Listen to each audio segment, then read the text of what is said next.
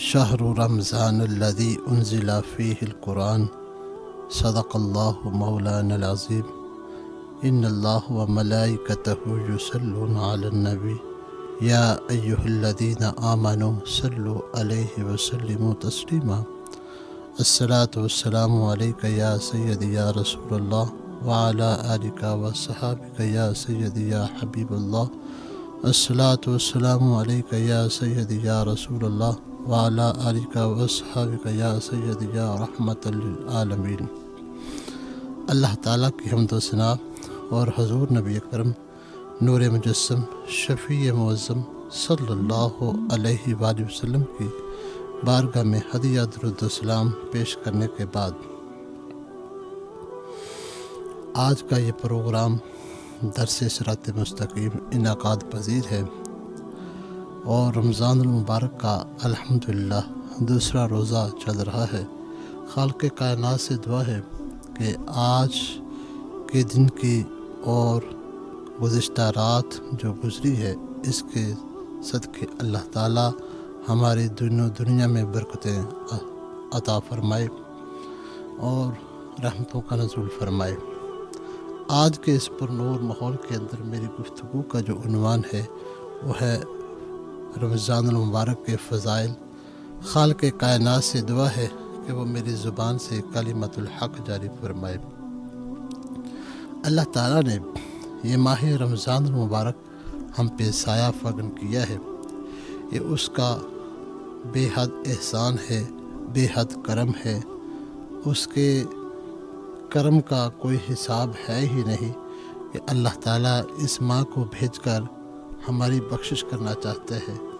اللہ تعالیٰ نے اس ماہ کے اندر ایک ایک چھوٹے چھوٹے عمل کے بدلے کئی درجے بلند فرما دیتا ہے۔ ایک نفل کا ثواب اللہ فرض جتنا کر دیتا ہے اور ایک فرض کا ثواب اللہ تعالیٰ 70 فرضوں جتنا کر دیتا ہے۔ ہم دیکھیے کہ عمل وہی ہے، اٹھنا بیٹھنا وہی ہے، پڑھنا پڑھانا وہی ہے، لیکن صرف اس رمضان کے مہینے میں اگر کوئی عمل کر رہا ہے تو اس کا ریٹ بڑھ رہا ہے۔ عمل وہی ہے لیکن اجر زیادہ ہو گیا۔ یہ خالق کائنات کا ہم پہ کرم ہے۔ ہمارے بزرگان دین ہماری بڑی بڑی رہنمائی کرتے آئے ہیں اور کرتے رہیں گے۔ رمضان المبارک کے حوالے سے بھی ان کے کئی ایسے پیغامات ہم تک پہنچے ہیں، ایسے انداز میں انہوں نے باتیں کی ہیں، ایسے انداز میں انہوں نے ہمارے سامنے علوم رکھے ہیں، اپنے ملفوظات رکھے ہیں اور مکتوبات رکھے ہیں تاکہ ہمارے آقا صلی اللہ علیہ وآلہ وسلم کی امت کو ہر طرح کی جو ضرورت ہے وہ پوری ہوتی رہے اور اپنے آقا کے طریقوں کو اپناتا رہے۔ جب تک اللہ کے محبوب کے طریقوں کو اپناتا رہے گا، اللہ تعالیٰ اپنے محبوب کے صدقے محبوب کے امتیوں پر کرم بھی فرماتا رہے گا۔ اللہ اکبر۔ حضرت مجدد الفسانی رحمۃ اللہ تعالیٰ کا ایک قول مبارک ہے۔ آپ فرماتے ہیں کہ جس طرح سورج کے طلوع ہونے سے پہلے کچھ کرنیں نکلتی ہیں اور روشنی تھوڑی سی ہوتی ہے، تو اسی طرح جب شعبان کی 15 تاریخ ہوتی ہے تو اللہ کی رحمت ملنی شروع ہو جاتی ہے۔ اس دن اللہ تعالیٰ اپنی رحمت بانٹنا شروع کر دیتا ہے، حتیٰ کہ جس طرح سورج مکمل طلوع ہو جاتا ہے تو اسی طرح اللہ تعالیٰ کی رحمت رمضان المبارک کی پہلی تاریخ کو بالکل واضح طور پر اپنے بندوں پہ اللہ تعالیٰ رحمت کی بارش کرتا رہتا ہے۔ اللہ تعالیٰ اپنے محبوب کے غلاموں کو ایک روایت کے مطابق آتا ہے کہ 8 لاکھ 10 لاکھ بھی آتا ہے، 70,000 بھی آتا ہے، 20 لاکھ بھی آتا ہے کہ جو پکے جہنمی لوگ ہوتے ہیں اللہ تعالیٰ اپنی رحمت سے ان کو جہنم سے آزادی دے دیتے ہیں۔ ماہ رمضان المبارک ایک وہ مہینہ ہے جس کے متعلق ہمارے نبی اکرم صلی اللہ علیہ وآلہ وسلم دعائیں کیا کرتے تھے۔ اللہ کی بارگاہ میں کہتے، یا اللہ رجب اور شعبان میں ہمیں برکت عطا فرما اور ہمیں رمضان المبارک تک پہنچا دے۔ تو صحابہ کرام نے میرے مصطفیٰ جان رحمت سے یہ سبق حاصل کیا، مصطفیٰ جان رحمت صلی اللہ علیہ وسلم سے سیکھا کہ رمضان المبارک کا اہتمام کس طرح کرنا چاہیے، کس طرح اس کا انتظار بھی کرنا چاہیے، اس کے لیے دعائیں بھی کیا کرنی چاہیے۔ حضور علیہ السلام کے غلام، ہمارے سر کے تاج صحابہ کرام رمضان المبارک کو ابھی 6 ماہ رہتے ہوتے اس وقت پہلے ہی دعائیں کیا کرتے تھے۔ رمضان المبارک آ جاتا پھر خوب رب کی عبادت کیا کرتے۔ جب ماہ رمضان المبارک چلا جاتا پھر 6 ماہ تک پھر دعائیں کیا کرتے، یا اللہ جو ہم نے عبادات کی تھی وہ قبول فرما لینا۔ تو اللہ تعالیٰ نے ماہ رمضان المبارک جو ہمیں عطا کیا ہے، یہ ایک ایسا مہینہ ہے جس مہینے کی شان وراء الورا ہے۔ میرے آقا نے اس مہینوں کو برکتوں والا مہینہ قرار دیا ہے۔ اس مہینے میں اتنی برکتوں کا نزول ہوتا ہے کہ جس طرح اتنی برکتیں ہیں کہ دوسرے مہینوں کی برکتوں کی نسبت ماہ رمضان المبارک کی ساتھ اتنی نسبت بھی نہیں ہے جتنی پانی کے قطرے کو سمندر کے ساتھ نسبت ہے۔ یعنی کہ یہ مجدد پاک حضرت مجدد الفسانی رحمۃ اللہ تعالی عنہ، حضرت مجدد الفسانی رحمۃ اللہ تعالی علیہ کا یہ فرمان ہے، آپ کا یہ ارشاد، آپ فرماتے ہیں کہ اتنی رحمت برستی ہے اللہ رب العزت کی ماہ رمضان المبارک کو، اگر دوسرے 11 ماہ کی رحمتوں کو، برکتوں کو ماہ رمضان المبارک کی برکتوں کے سامنے رکھا جائے تو اس کی نسبت اتنی بھی نہیں ہے جتنی سمندر کے سامنے ایک قطرے کو ہے۔ اب قطرے کو سمندر کے سامنے کیا نسبت ہو سکتی ہے؟ تو وہ کہتے ہیں قطرے جتنی بھی نسبت نہیں ہے۔ پھر اندازہ لگا لیجئے کہ سمندر کے اندر کتنا پانی ہوتا ہے، تو انسان اپنے شمار میں نہیں لا سکتا، اتنا پانی ہوتا ہے۔ تو ماہ رمضان المبارک کے اندر اتنی اللہ کی برکتیں اور رحمتیں ہوتی ہیں، بندے کے شمار میں آ سکتی ہی نہیں ہے۔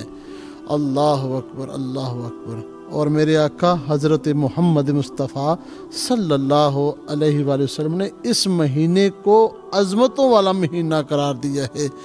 یہ عظمت، اللہ بھی عظیم ہے، اللہ کے محبوب کا خلق بھی عظیم ہے، اور اللہ تعالیٰ نے قرآن مجید کے اندر جو 7 آیتیں رکھی ہیں یہ بھی بڑی عظمت والی ہیں۔ تو پتہ یہ چل رہا ہے کہ اللہ تو ہے ہی عظیم، اللہ نے اپنے محبوب کے اخلاق کو بھی عظیم قرار دیا، اللہ نے قرآن کو بھی عظیم قرار دیا۔ تو پھر اندازہ لگا لیجئے کہ حضور علیہ السلام نے پھر اس مہینے کو عظیم قرار دیا ہے۔ اللہ خود عظیم، اس نے اپنے محبوب کے خلق کو عظیم کیا، اور اپنے محبوب کے صدقے اللہ نے محبوب کے اوپر اتری ہوئی جو کتاب ہے اس کو عظیم کیا، اور جس مہینے میں یہ ماہ رمضان المبارک کے اندر یہ کتاب اتری اس مہینے کو عظیم قرار دیا۔ یہ مہینہ اتنا عظیم ہے کہ اس مہینے میں آسمانی تمام کتابیں اتریں، اور توریت، انجیل، زبور یہ ماہ رمضان المبارک میں ہی نازل ہوئی، اور قرآن مجید بھی اللہ نے 27 رمضان المبارک کو ہی نازل فرمایا۔ تو یہ عظمت والا مہینہ ہے، اور جو بندہ اس مہینے کے اندر اللہ کی منشا کے مطابق وقت گزارتا ہے اللہ اسے بھی عظمت عطا فرما دیتے ہیں۔ فقد فاز فوزا عظیما، اس نے وہ کامیابی حاصل کری جو بڑی ہی زبردست کامیابی ہوتی ہے۔ اور حضور علیہ السلام نے اس مہینے کو قبولیت والا، یعنی دعاؤں کی قبولیت والا مہینہ قرار دیا ہے۔ اس مہینے کے اندر اللہ تعالیٰ حضور علیہ السلام کے دن اور رات میں جہنم میں سے جہنمیوں کو بری کرتے ہیں، اور ہر رات میں اللہ کی بارگاہ میں جو بندہ دعا کرتا ہے اللہ اس کی دعا کو قبول فرما لیتے ہیں۔ اور دن کے وقت جب کوئی بندہ افطاری کے وقت روزہ دار دعا کرتا ہے تو اللہ اس کی بھی دعا قبول فرما لیتے ہیں۔ تو یعنی ان باتوں سے پتہ چل رہا ہے کہ اس مہینے کے اندر دعائیں ہی دعائیں مانگنی چاہیے، اللہ سے مانگتے رہنا چاہیے، کیونکہ اس مہینے بندوں کی دعاؤں کو اللہ تعالیٰ قبول فرما لیتے ہیں۔ اسی طرح میرے آقا حضرت محمد مصطفیٰ صلی اللہ علیہ وآلہ وسلم نے اس مہینے کو مغفرت والا مہینہ قرار دیا ہے۔ موسموں میں ایک بہار ہوتی ہے، موسم بہار۔ جب وہ موسم آتا ہے تو ہر طرف سبزہ ہی سبزہ ہوتا ہے، ہر طرف بندے کو ہریالی ہی ہریالی نظر آتی ہے، پھول ہی پھول دکھائی دیتے ہیں۔ جب پھول کھلتے ہیں تو پھولوں سے پھر مہک بھی اٹھتی ہے، جو بندے کے ذہن کو، بندے کی دماغ کو معطر کرتی ہے۔ اسی طرح کہ جب ماہ رمضان المبارک آتا ہے، یہ مغفرت کا موسم ہوتا ہے۔ اس میں اللہ تعالیٰ بندے کی مغفرت کا منظر سجا دیتے ہیں۔ اللہ تعالیٰ کے پرندے جو ہواؤں میں اڑتے ہیں وہ بھی دعائیں کرتے ہیں، جو بلوں کے اندر چیونٹیاں ہوتی ہیں وہ بھی دعائیں کرتی ہیں، اور جو مچھلیوں پانی کے اندر مچھلی ہوتی ہیں وہ بھی اللہ کی بارگاہ میں دعا کرتی ہیں۔ جب یہ بندہ خود دعا کرتا ہے تو اللہ تعالیٰ کے فرشتے بھی، تمام مخلوق اس بندے کی دعا پر آمین کہتے ہیں۔ تو اس مہینے کو دعاؤں کی قبولیت کا مہینہ بھی قرار دیا گیا ہے۔ اس مہینے کی بڑی ہی عظمت ہے۔ اس مہینے کو نبی پاک صلی اللہ علیہ وآلہ وسلم نے دعاؤں کی قبولیت کا مہینہ بھی قرار دے دیا ہے۔ یہ صبر والا مہینہ ہے۔ اس مہینے کے اندر اللہ تعالیٰ کے محبوب صلی اللہ علیہ وآلہ وسلم نے ارشاد فرمایا ہے، یہ مہینہ صبر والا ہے، یہ صبر کا مہینہ ہے، اور صبر کا بدلہ صرف جنت ہی جنت ہے، کیونکہ اس مہینے میں انسان تمام خواہشات اور شہوات پر پابندی لگا کر تو بندہ سحر و افطار کے درمیان کچھ کھا پی نہیں سکتا، نہ کوئی بندہ بیوی کے پاس جاتا ہے۔ اندازہ لگا لیجئے عصر کا وقت ہوتا ہے، بڑی ہی پیاس لگی ہوتی ہے، مغظہر کا وقت ہوتا ہے، بڑی پیاس لگی ہوتی ہے، لیکن جی تو چاہتا ہے کہ ایک ڈیگ لگا کر اس پانی کو پی جائیں، لیکن بندہ پیتا نہیں ہے، حلق میں منہ میں پانی ڈال کر حلق کے قریب کر کے باہر پھینک دیتا ہے، کہ وہ بندہ صبر کرتا ہے اور اللہ پر ایمان رکھتا ہے، ایمان بالغیب ہوتا ہے۔ وہ بندہ اللہ کے اوپر غائب، اللہ کو بغیر دیکھے ایمان رکھتا ہے، اللہ تعالیٰ اس بندے کو پسند فرماتے ہیں۔ جب وہ صبر کرتا ہے تو اللہ تبارک و تعالیٰ اس کو محبوب بندہ بنا لیتے ہیں۔ جب کوئی بندہ صبر کرتا ہے، لغو سے، فحش کاموں سے بچتا ہے، تو نبی پاک صلی اللہ علیہ وآلہ وسلم کے حکموں کے مطابق چلتا ہے، لڑائی نہیں کرتا، کسی سے بد کلامی نہیں کرتا، جھوٹ نہیں بولتا، غیبت نہیں کرتا، صبر ہی صبر کرتا ہے، تو اللہ تبارک و تعالیٰ اس کو جنت کا مستحق بنا دیتے ہیں۔ اور میرے آقا حضور نبی اکرم صلی اللہ علیہ وآلہ وسلم نے اس مہینے کو غمخواری کا مہینہ قرار دیا ہے۔ اس مہینے میں اندر صدقات، خیرات کا ثواب بھی اللہ تعالیٰ عام دنوں کی نسبت بڑھا دیتا ہے۔ میرے آقا حضرت محمد مصطفیٰ صلی اللہ علیہ وآلہ وسلم تو تمام سال بھر، باقی 11 ماہ بھی اتنا ہاتھ کھول دیتے کہ ہر کسی کا دامن بھر دیتے، ہر ایک کو عطا کر دیتے، لیکن جب ماہ رمضان المبارک آتا تو صحابہ کہتے ہیں ہم دیکھتے ہی رہ جاتے، نبی پاک صلی اللہ علیہ وسلم کا انداز ہی کچھ اور ہو جاتا، آپ گھرے ازاری بھی بے شمار کرتے، آپ مال بھی بڑھا دیتے اور اپنی عبادات بھی بڑھا دیتے۔ اب اندازہ لگا لیجئے، اپنے آقا کی سیرت پر غور کیجئے کہ عام دنوں کے اندر نبی علیہ السلام اس قدر رب کی عبادت کرتے تھے کہ حضور علیہ السلام کے پاؤں مبارک متورم ہو جاتے، اور جس آقا کے عام دنوں کی عبادت کا یہ عالم ہے، اس آقا کی رمضان المبارک کی عبادت کا عالم کس طرح کا ہوگا۔ صحابہ کہتے ہیں کہ ہم نبی علیہ السلام کے اندر چینجنگ دیکھتے جب ماہ رمضان المبارک آتا، یعنی کہ حضور کی عبادت بھی بڑھ جاتی، حضور کی سخاوت بھی بڑھ جاتی، حضور کی گرہ ازاری بھی بڑھ جاتی۔ تو یہ کس طرح صحابہ بھی ہمیں سکھانا چاہ رہے ہیں اور مصطفیٰ بھی ہمیں ہمیں سکھا گئے۔ حضور بتانا چاہتے ہو میرے غلاموں، میں وہ بندہ ہوں جو اللہ کا محبوب بندہ ہوں، میرے لیے اللہ، میرے وجہ سے اللہ نے ساری کائنات بنائی، زمین و آسمان بنائے، جنت بنائی، دوزخ بنائی۔ اللہ تعالیٰ نے سارے میری وجہ سے لوگوں کے گناہ معاف کر دینے ہیں۔ اس کے باوجود دیکھو ماہ رمضان آتا ہے تو میں رات کو اٹھ کے جاگتا ہوں، جہاد بھی کرتا ہوں، لوگوں کو تبلیغ بھی سکھاتا ہوں، اور لوگوں کو سیدھی راہ پہ لے کے بھی آتا ہوں، اللہ کا حکم بھی سناتا ہوں، اور ساری امت کا بوجھ مصطفیٰ کے کندھوں پر ہے۔ اس کے باوجود بھی مصطفیٰ جان رحمت رات کو قیام کرتے ہیں۔ عام دنوں میں حضور کے پاؤں مبارک متورم ہو رہے ہیں، لیکن ماہ رمضان مبارک میں عبادت اور بڑھ رہی ہے۔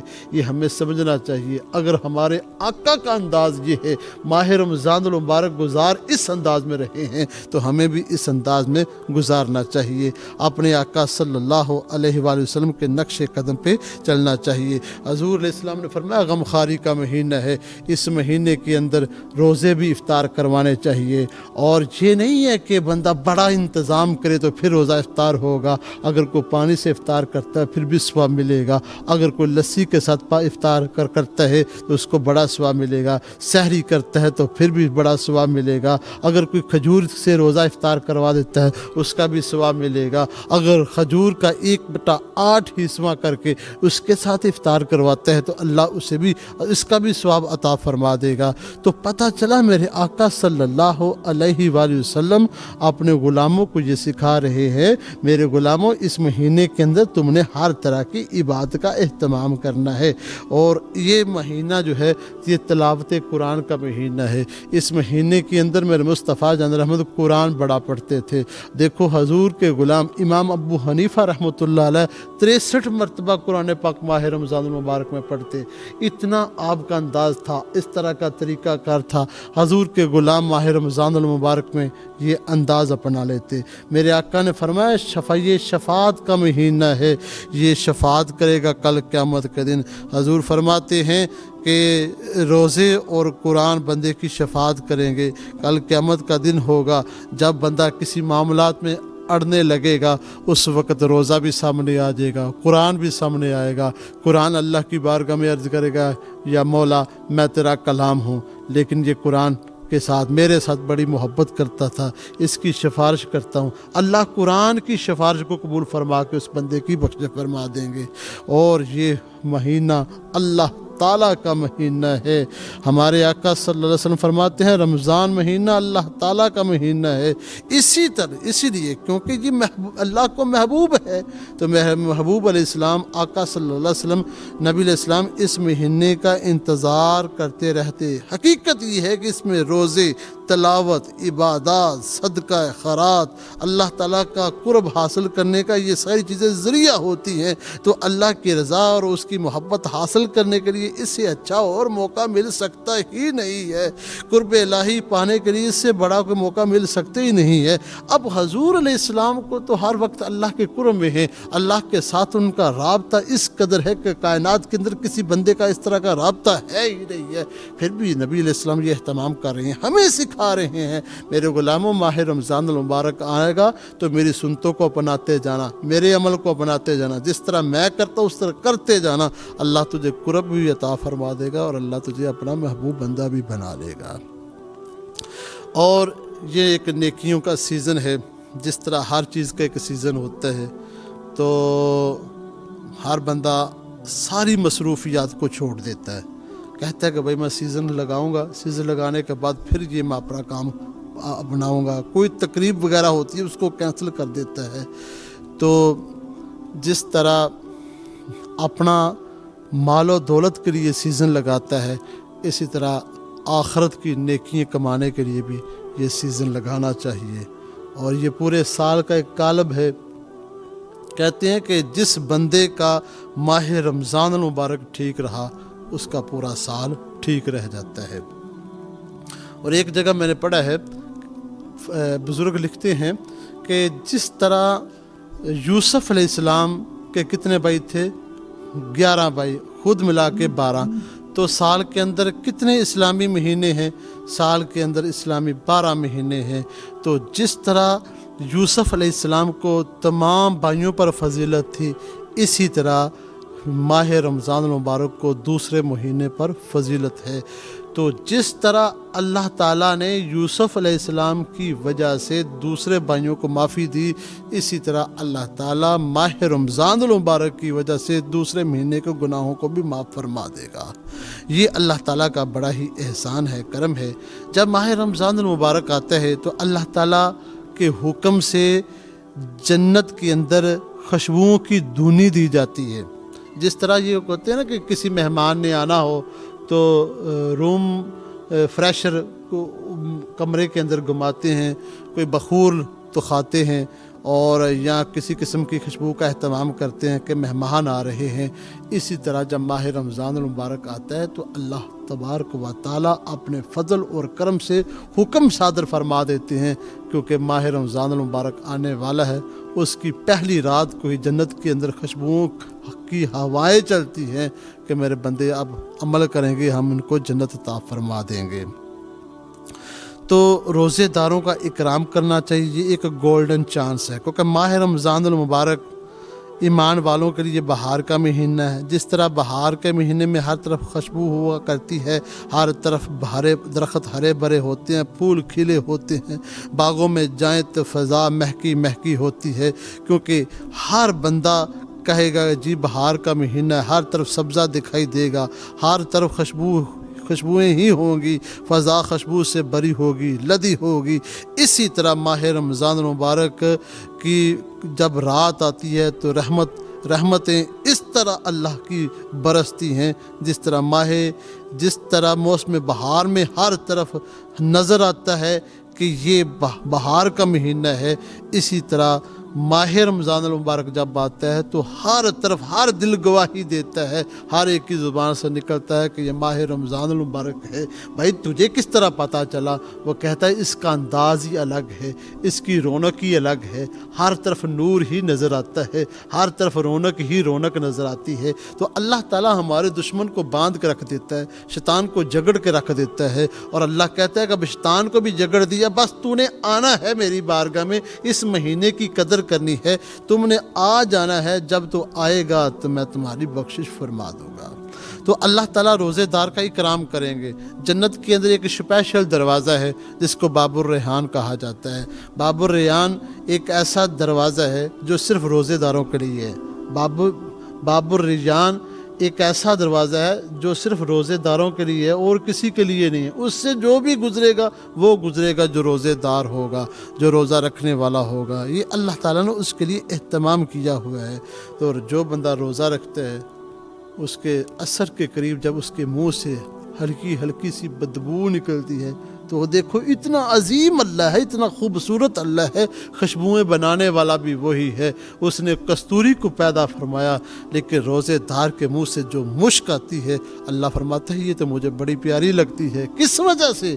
کہ جواب یہی ملے گا کہ اے میرے بندے تو میری وجہ سے بھوکا رہا ہے، تو نے میرے ساتھ نسبت قائم رکھی، تو نے میرے لیے اخلاص کے ساتھ بھوک اور پیاس کو برداشت کیا، اب تیرے منہ سے اگر مشک بھی نکلے گی تو خالق کائنات اسے بھی پسند فرماتا ہے۔ اتنا بڑا ہو کے مشک کو پسند کرتا ہے، اتنا بڑا ہو کے اس اسمیل کو پسند کرتا ہے۔ کیوں؟ اس وجہ سے بنتے تجھے پتہ چلنا چاہیے اگر میں مشک کو پسند کرتا ہوں تو تیری ذات پھر اتنی عظیم ہو گئی ہے، میں تجھے بھی محبوب بندہ بنا لوں گا۔ یہ ہمیں اشارے مل رہے ہیں۔ روزہ دار کے لیے دو خوشی ہیں۔ ہمارے آقا حضرت محمد مصطفیٰ صلی اللہ علیہ وسلم فرماتے ہیں کہ ایک خوشی اس کو اس وقت ملتی ہے جب وہ روزہ افطار کرتا ہے، اس کو پانی ملتا ہے، کھانا ملتا ہے، بڑی خوشی ہوتی ہے، سارا دن میں بھوکا پیاسا رہا۔ اور دوسری خوشی اس وقت ملے گی جب وہ خالق کائنات سے ملاقات فرمائے گا۔ تو یہ بات ہمیں اس طرح اس انداز میں مل رہی ہے۔ اللہ اکبر، اللہ اکبر، اللہ اکبر۔ تو ہم کوشش کریں خالق کائنات کے حکم کے مطابق رمضان المبارک گزارے۔ یہ بڑی عظمت اور برکت والا مہینہ ہے۔ چلو ہم مانتے ہیں کہ اس طرح کی بات ہم نہیں کر سکتے، لیکن ہمارا نام تو آنا چاہیے کہ ہم نے کوشش کی۔ اللہ کی شان کے مطابق کچھ نہیں کر سکتے، لیکن ہمارا نام ضرور آنا چاہیے کہ اس بندے نے اللہ کی رضا کے لیے کوشش کی۔ دیکھو یوسف علیہ السلام کے دور کے اندر وہ بڑھیا تھی، وہ اٹی لے کے جا رہی ہے۔ کسی نے کہا کہ کہاں جا رہی ہے؟ اس نے کہا یوسف کو خریدنے کے لیے جا رہی ہوں۔ تو اس نے آگے سے کہا بوڑھی اماں جان وہاں پہ تو بڑے بڑے امیر لوگ آئے ہوں گے، بڑے بڑے نواب لوگ آئے ہوں گے، بڑے بڑے مالدار لوگ آئے ہوں گے، ان کے سامنے تمہاری اٹی کی کوئی ویلیو ہی نہیں ہے۔ وہ کہتی ہے ہاں میری عقل بھی کہتی ہے کہ میری اٹی کی کوئی ویلیو نہیں ہے، لیکن جب کل قیامت کا دن ہوگا اس وقت اللہ تبارک و تعالیٰ پوچھیں گے آؤ کون کون سے وہ لوگ ہیں جو یوسف کو خریدنے کے لیے کھڑے ہوئے تھے؟ تو کہتے ہیں اس وقت میری اٹی کام آ جائے گی۔ اللہ مجھ سے پوچھے گا، میں بھی کہوں گی یا اللہ میرے پاس اور کچھ نہیں تھا، ایک اٹی ہی تھی، میں نے وہ دیکھ کر یوسف کو خریدنا چاہا، تو اللہ تعالیٰ اس وجہ سے ہی میری اللہ بخشش فرما دے گا۔ دیکھیے یہ ہماری محبت کا ایک تقاضا یہ بھی ہے کہ ہم اللہ کے حکم کے مطابق زندگی بسر کریں اور محبت کا اظہار فرمائیں۔ زبان سے ہم کہتے ہیں اللہ سے بڑی محبت کرتے ہیں، یہ کوئی بات نہیں۔ حضرت ابراہیم علیہ السلام کو جب آگ میں پھینکا گیا تو 40 دن تک وہ آگ جلتی رہی، تو اللہ تعالیٰ فرماتا قلنا یا نار کونی بردا وسلاما علی ابراہیم۔ باہر سے تو یہ آگ لگتی تھی لیکن اندر سے وہ گلزار بن چکی تھی۔ فرعون دیکھتے ہی رہ گیا، نمرود دیکھتے ہی رہ گیا کہ یہ منظر کس طرح، میں نے تو اس کو سزا دینی چاہیے، لیکن عجب بات ہے ہم نے اس کو آگ میں پھینکا اور ابراہیم کو آگ لگی نہیں ہے۔ لیکن ابراہیم کی محبت میں، اللہ کی رضا میں، ایک پرندہ جو اپنے چونچ میں پانی کا قطرہ لے کے آتا ہے وہ آگ کے اوپر پھینکتا ہے۔ کسی پرندے نے دوسرے نے سوال کیا پرندے تو کیا کر رہا ہے؟ تیرے اس چونچ سے جو پانی ہے اس کے اندر ایک قطرہ ہے، اس سے تو آگ بجھ نہیں سکتی۔ وہ کہنے لگا ہاں آگ تو بجھ نہیں سکتی، لیکن عشق اور محبت کا تقاضا یہ ہے چاہے دوسرے کو فائدہ ہو یا نہ ہو، لیکن ہماری کوشش محبت کے ساتھ ہونی چاہیے۔ بھائی ہم اللہ سے محبت کرتے ہیں تو ہمیں یہ کرنا چاہیے کہ ہم کر تو کچھ نہیں سکتے، اللہ کی شان کے مطابق ایک سجدہ بھی نہیں دے سکتے، لیکن اگر اللہ اور اس کے رسول کی رضا میں ہم آ جائیں گے، کچھ بھی نہ کرے، حاضری لگ جائے گی، تو اللہ اپنے فضل سے دوسرے معاملے بھی درست فرما دے گا۔ تو اس ماہ رمضان المبارک کے بے شمار فضائل ہیں جو بیان کیے جائیں تو مکمل تو ہو سکتے ہی نہیں ہیں، ہمارے پاس اتنا علم نہیں ہے، اتنی سمجھ نہیں ہے اور اتنی بولنے کی قوت بھی نہیں ہے، بس مالک کا کرم ہونا چاہیے۔ بس یہی پہ بات آخری سمیٹتا ہوں کہ اللہ اور اس کے رسول کے احکامات کو سامنے رکھتے ہوئے اس مہینے کی قدر کرے، کیونکہ یہ بڑی شان والا ہے، عظمت والا بھی ہے، صبر والا بھی ہے اور غمخواری والا بھی ہے، شفاعت والا بھی ہے۔ اس مہینے کو اللہ نے ہمارے لیے رحمت بنا کر بھیجا ہے، ہم اس کی رحمت سے استفادہ حاصل کریں۔ اللہ تعالیٰ سے دعا ہے اللہ تعالیٰ دین و دنیا میں برکتیں فرمائے اور اپنے منشا کے مطابق اس مہینے کو اندر عمل کرنے کی توفیق عطا فرمائے۔ وآخر دعوانا ان الحمد للہ رب العالمین۔